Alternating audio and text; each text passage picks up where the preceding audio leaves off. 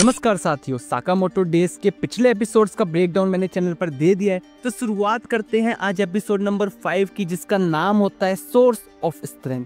Episode की शुरुआत होती है जैसे देखता है कि लू अच्छा लड़ रही है। ओबीगुरो लू पर लात मारती है जिससे लू लकीली बच जाती है। ये देख सिन कहता है क्या वो इन चीजों को सीरियसली ले सकती है, क्योंकि लू अभी भी नशे में होती है। ओबीगुरो कहती है कि अब थोड़ा हिसाब बराबर कर ले वो, और वो लू पर लात मारती है और उसे नीचे गिरा देती है और कहती है कि जितना उसने सोचा उससे अच्छा किया लू ने। तभी लू हंसती है कि अभी अभी कैसे सिन चिल्लाया, बिल्कुल एक छोटी बच्ची की तरह। ये देख ओबीगुरो कहती है क्या अब ये हैप्पी ड्रिंक है।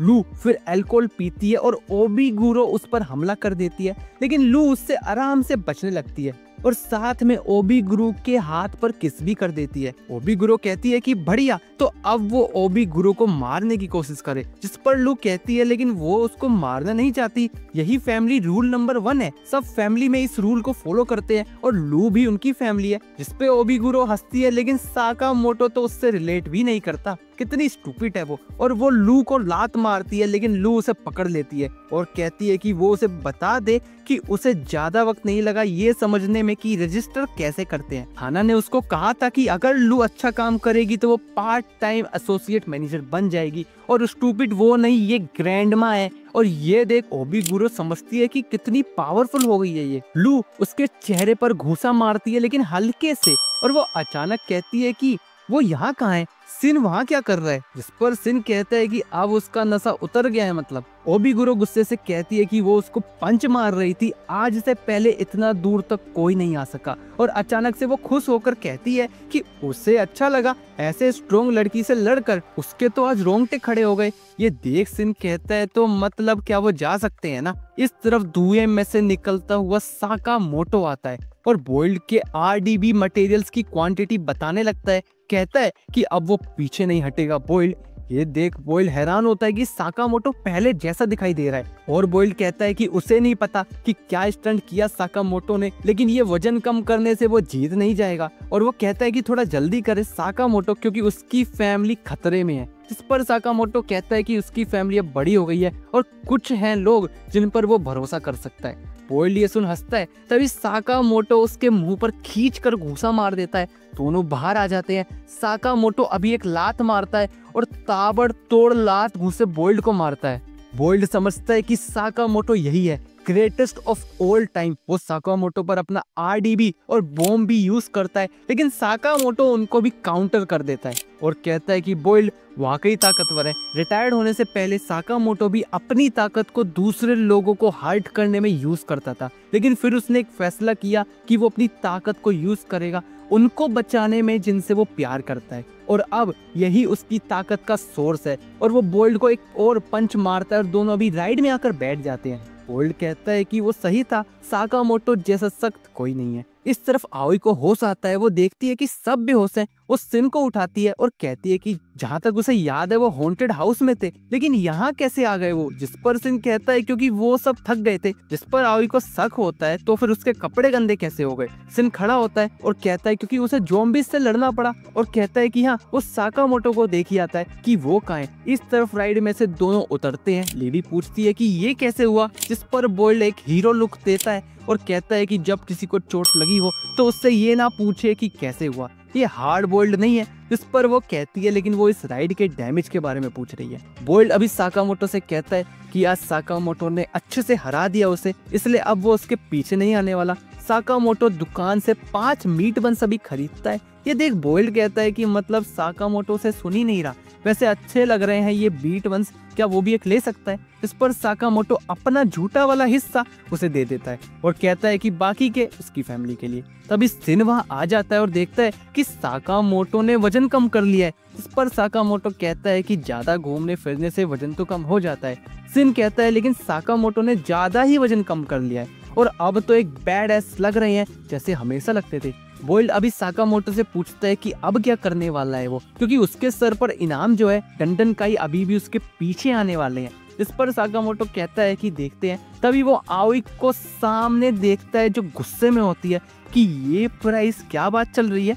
अभी वो सब फूड कोर्ट पर होते हैं। बॉइल्ड खुद से कहता है कि वो यहाँ क्यों बैठा है। इधर हाना के साथ लू और ओबिगुरो होते हैं। साकामोटो अभी झिझकता हुआ बताता है कि उसके सर पर एक इनाम है और कई हिटमैन ने उसे मारने की कोशिश करी, कुछ आज भी आए। ये सुन आओई चौंक जाती है कि मतलब इस बारे में साकामोटो ने उसे बताना जरूरी भी नहीं समझा।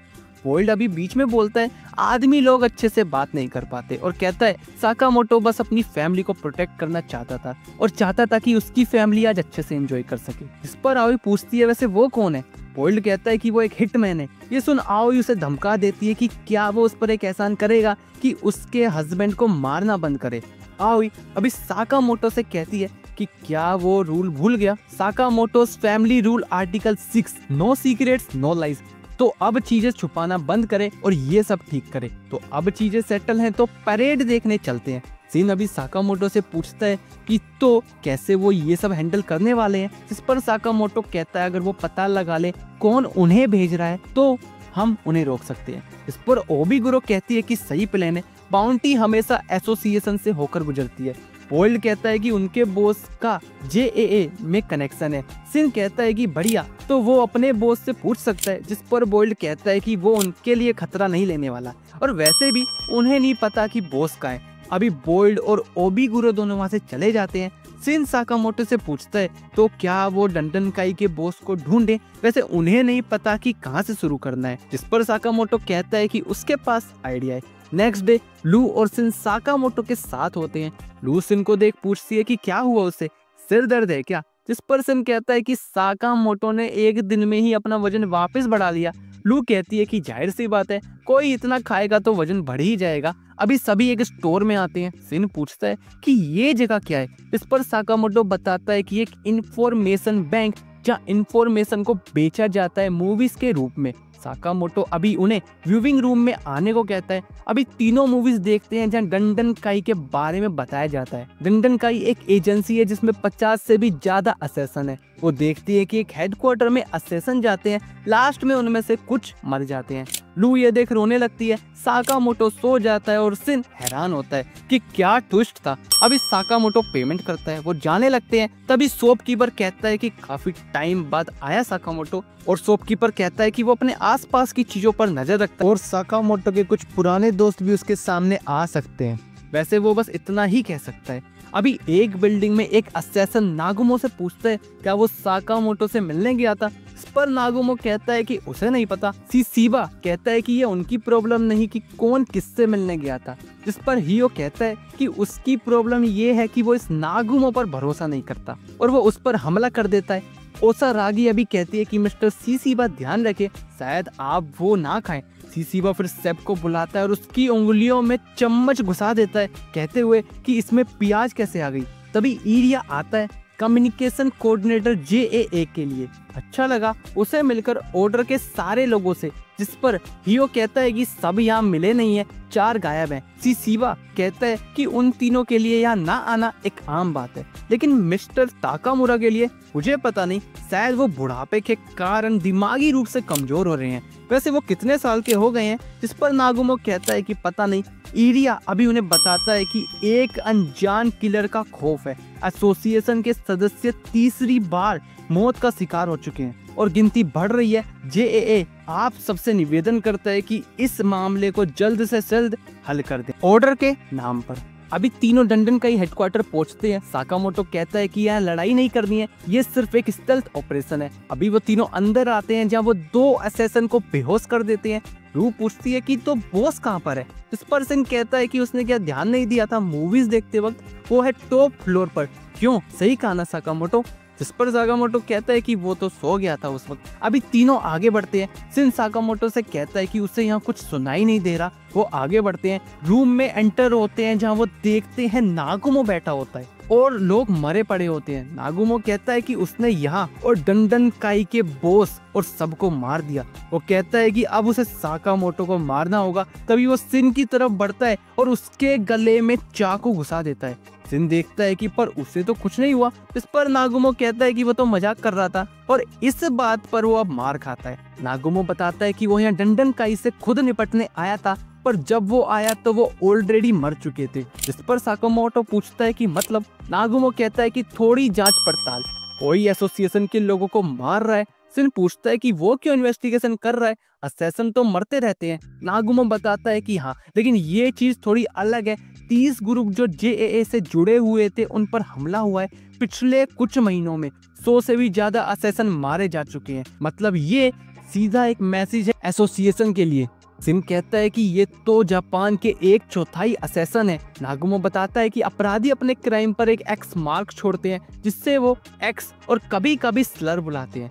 जिस पर सिन पूछता है कि वो मतलब साकामोटो कहता है कि इसमें ऑर्डर इन्वॉल्व है। रू भी पूछती है कि वो सिल्वर हेयर वाला भी कुछ ऑर्डर बता रहा था। नागुमो बताता है कि स्पेशल फोर्स एक एलाइट टीम जो सबसे बेहतरीन असैसिन्स का समूह है, जिनका काम JAA में व्यवस्था बनाए रखना है, साथ में खतरनाक व्यक्तियों का सफाया करना भी है। और खास बात ये कि साकामोटो भी ऑर्डर का हिस्सा था। ये सुन सिन कहता है कि उसे क्यों नहीं पता ये सब। नागुमो कहता है कि जल्दी वो इसका पता लगा लेंगे, तब तक वो स्लर से बचकर रहे। सिन और लू कहते हैं कि वो तो इसमें इन्वॉल्व भी नहीं है। सिन और साकामोटो तो अब असैसिन भी नहीं है, वो क्यों फंस रहे हैं। नागुमो कहता है कि उसे ज्यादा तो नहीं पता, लेकिन ये जो हत्याओं का सिलसिला है और जो 1 बिलियन येन की बाउंटी साकामोटो के सर पर रखी गई है, वो सेम एक ही वक्त पर शुरू हुई थी। अभी एक जगह काफी लोग मरे होते हैं। एक आदमी कहता है कि जब भी हम किसी दृश्य को दोनों आंखों से देखते हैं तो हमारा दिमाग उन दोनों नजरियों के अंतर को एडजस्ट करता है। अपनी आर्टवर्क को बीच बीच में थोड़ा पीछे हटकर देखना ना भूले, ताकि उसकी सिमेट्री सही से हो। शायद इसमें कुछ कमी है। अभी इन सब भगदड़ के बाद तीनों अपनी दुकान में होते हैं। असैसिन साकामोटो को मारने आते रहते हैं, लेकिन कुछ नहीं कर पाते। आओई कहती है कि ये सब अब उसको सर दर्द दे रहा है, लेकिन चलो कम से कम बैंडेज वगैरह बेच उनकी सेल्स तो बढ़ रही है। साकामोटो नागुमो की बात याद करता है कि जब भी उसने कहा था कि अगर साकामोटो को बोल्ड से लड़ने में दिक्कत हुई तो मतलब 5 साल दूर रहने पर साकामोटो कमजोर हो गया है। साकामोटो अभी सिन से कहता है कि वो नहीं जानते किसके अगेंस्ट है वो, इसलिए अब उन्हें खुद को ट्रेन करना होगा। और इसी के साथ एपिसोड खत्म हो जाता है। एपिसोड कैसा लगा कमेंट बॉक्स में जरूर बताना, अच्छा बुरा वो भी अपना फीडबैक जरूर देना। एफर्ट्स अच्छे लगे तो लाइक सब्सक्राइब शेयर जरूर करना और मिलते हैं नेक्स्ट वीडियो में। तब तक के लिए धन्यवाद।